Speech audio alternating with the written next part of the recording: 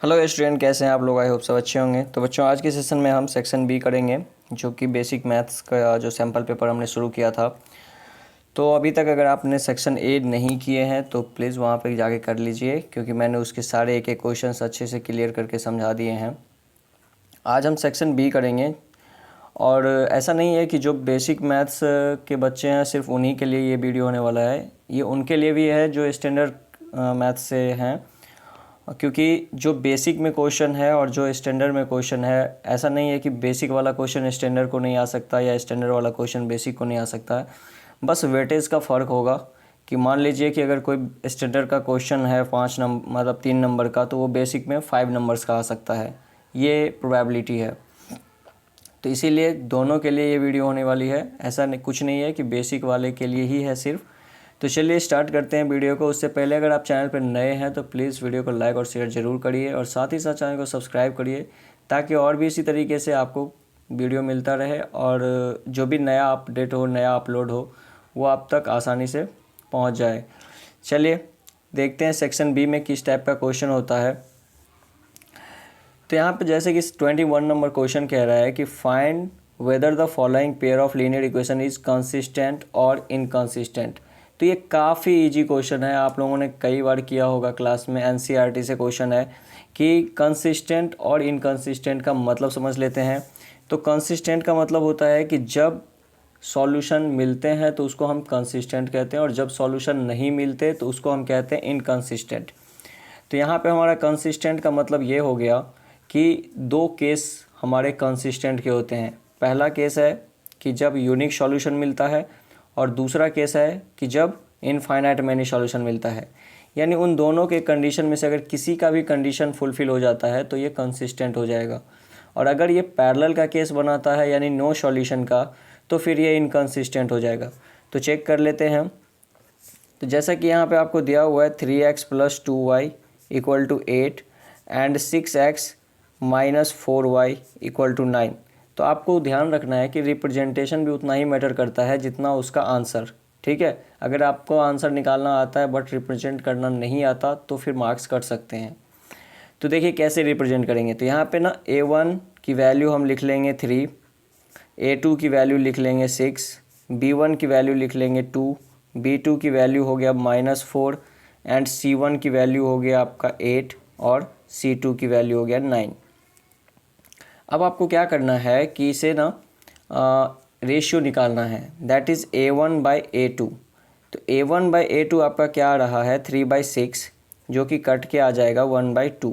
Same इसी तरीके से b1/b2 फाइंड करना है, जो कि आपका 2/-4 कैंसिल आउट होके -1/2। अब आपको साफ साफ दिख रहा है कि यहाँ पे a1/a2 जो है वो b1/b2 के इक्वल नहीं है। वैल्यू तो सेम है बट साइन अपोजिट है, तो इट मीन्स कि ये इक्वल नहीं है। तो हम यहाँ लिख देंगे कि since a1/a2 not equal to b1/b2।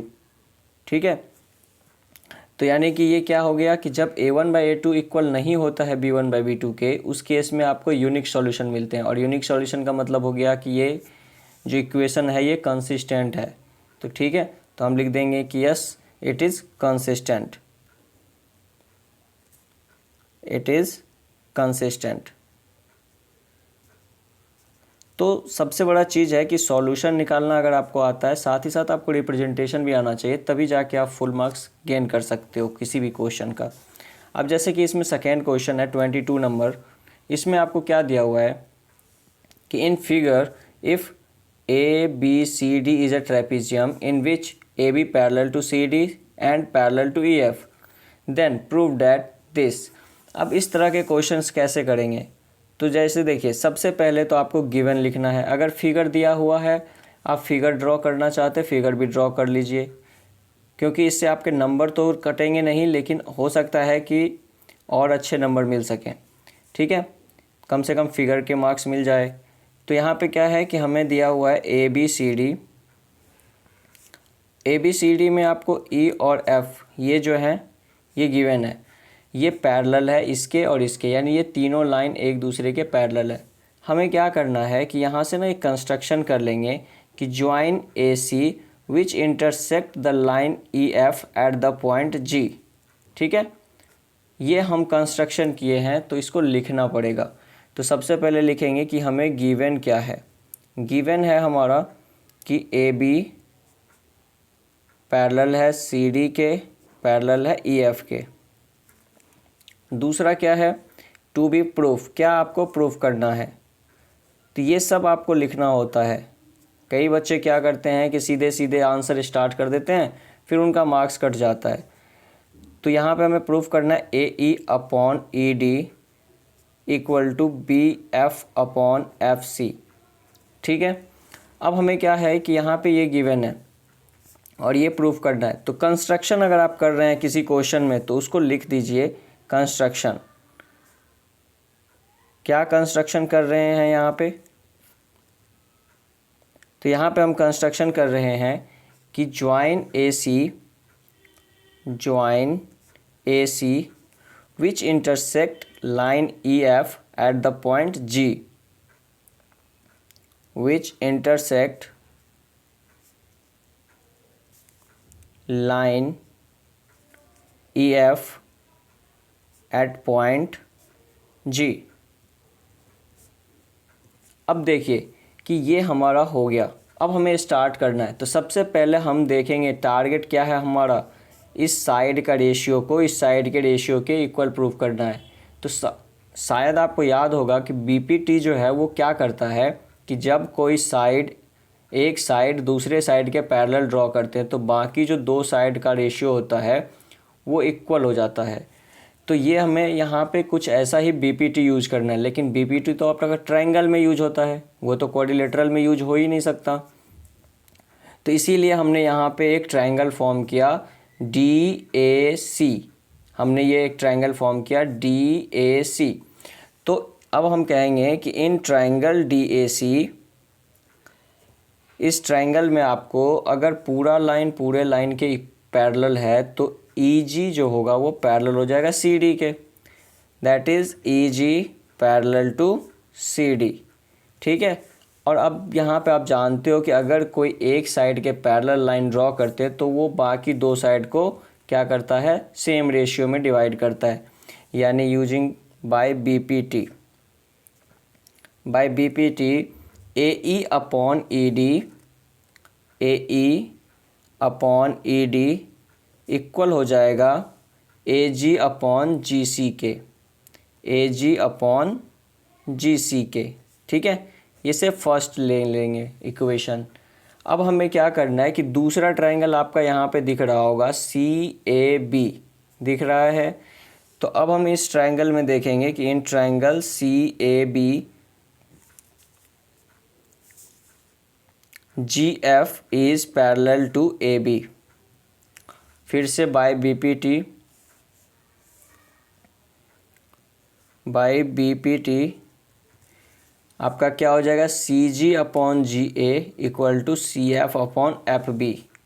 CG upon GA equal to CF upon FB। अब यहाँ पे देखिए, यहाँ पे आपको क्या गिवन है कि ये जो है AG अपॉन CG, यहाँ पे भी GA अपॉन CG, ये दोनों सेम लाइन को रिप्रेजेंट कर रहे हैं। तो क्यों हम ना इसको रेसिप्रोकल करके लिख लें। तो यहाँ पे भी हमारा हो जाएगा GA upon CG equal to FB upon CF। ये आपका दूसरा इक्वेशन हो गया। तो यहाँ पे आपको क्या दिख रहा है कि फर्स्ट इक्वेशन और सेकेंड इक्वेशन को अगर आप कंपेयर करोगे तो ये जो है वो इसके इक्वल है और ये जो है वो इसके इक्वल है। तो इट मीन्स कि ये इसके इक्वल हो जाएगा। तो लिख देंगे from 1 and 2 AE upon ED equal to FB upon CF या FC, कुछ भी आप लिख दो। तो ये हमारा इसका सॉल्यूशन हो गया। क्लियर है। तो चलिए नेक्स्ट क्वेश्चंस देखते हैं।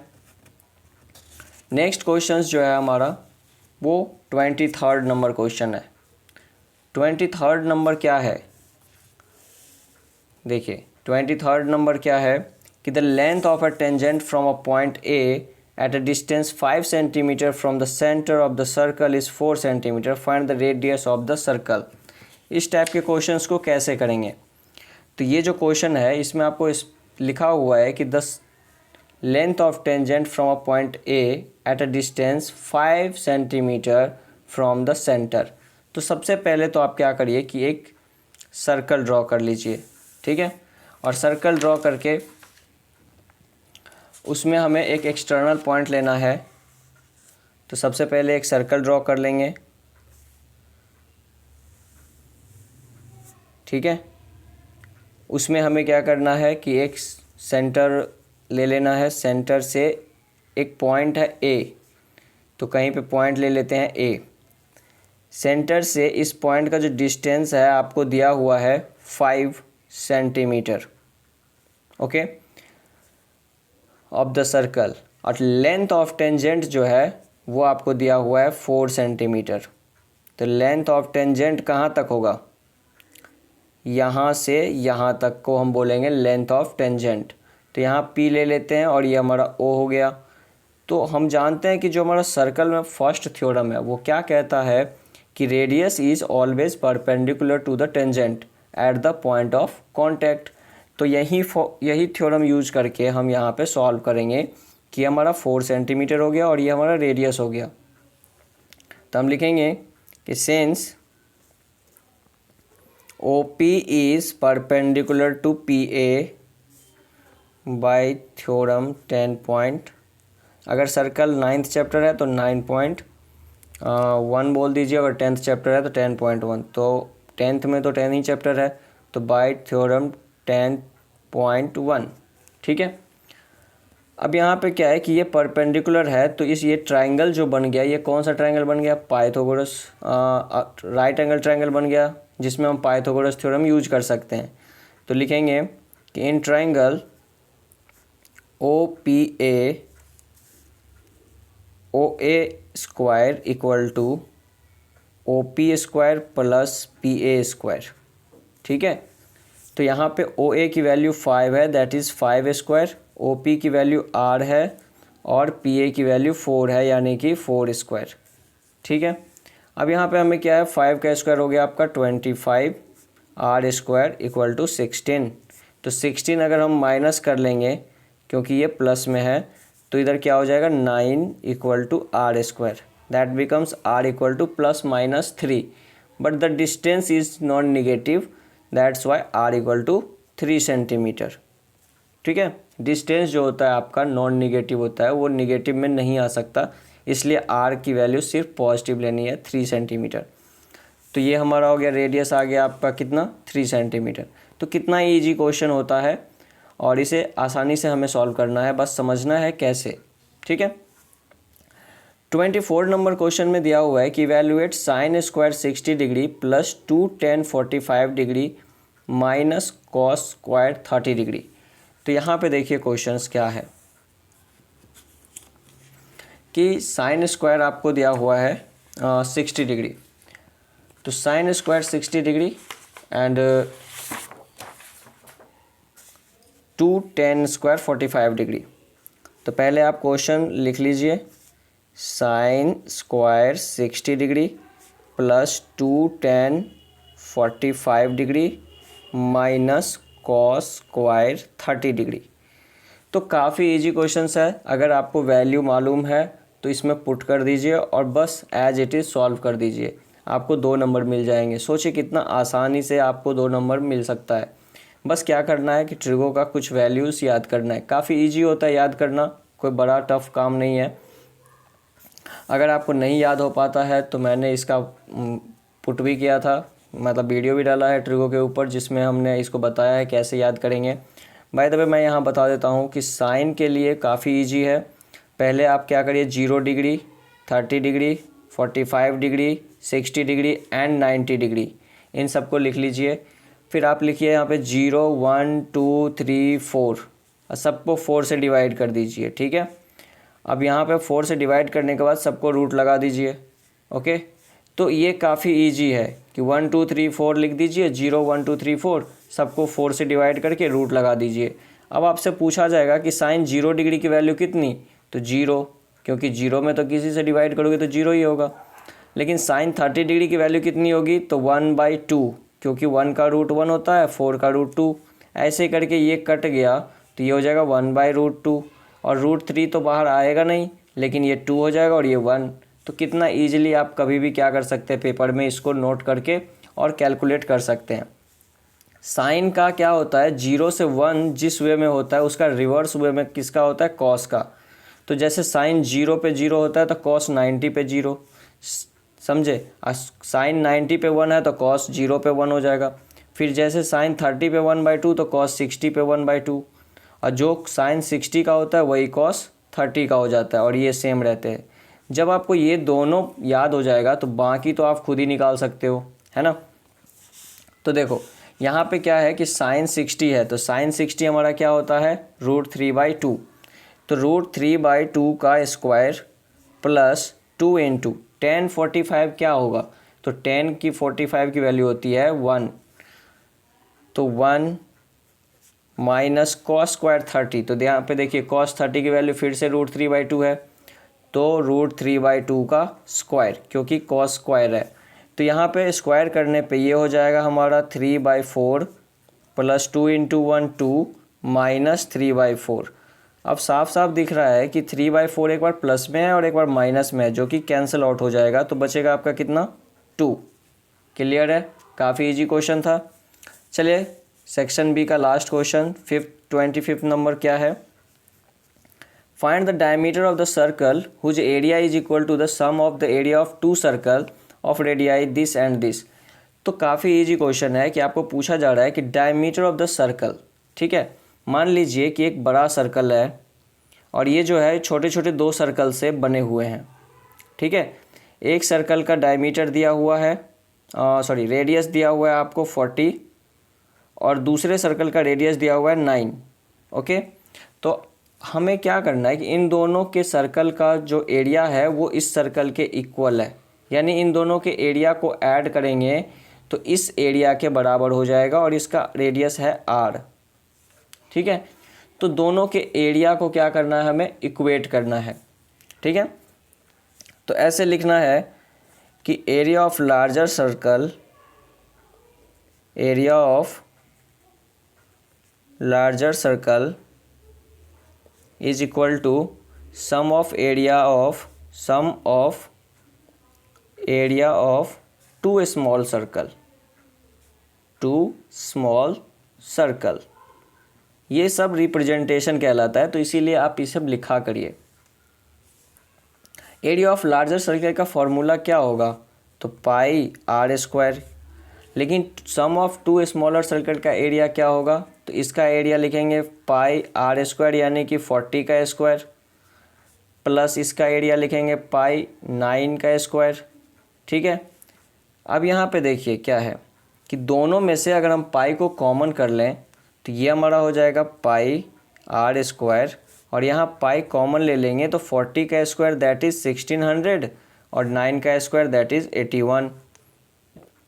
पाई से पाई कैंसिल हो गया, तो अब आप क्या कर सकते हैं, r² इक्वल टू 1681 हो गया। और ये किसका स्क्वायर होता है, तो ये 41 का होता है, ठीक है।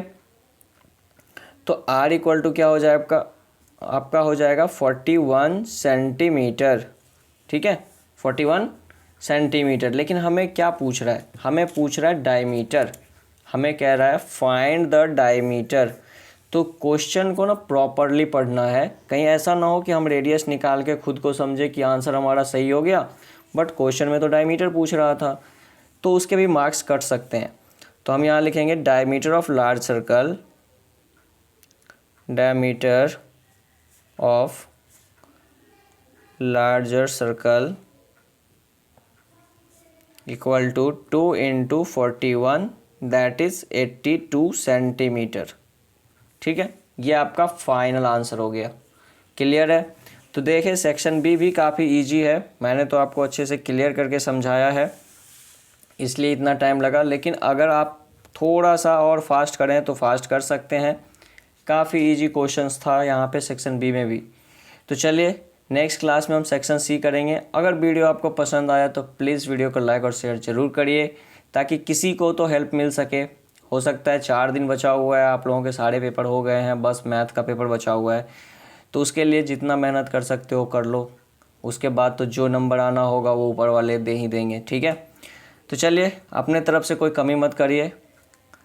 तो मिलते हैं नेक्स्ट सेशन में, तब तक के लिए bye bye, have a nice day, thank you.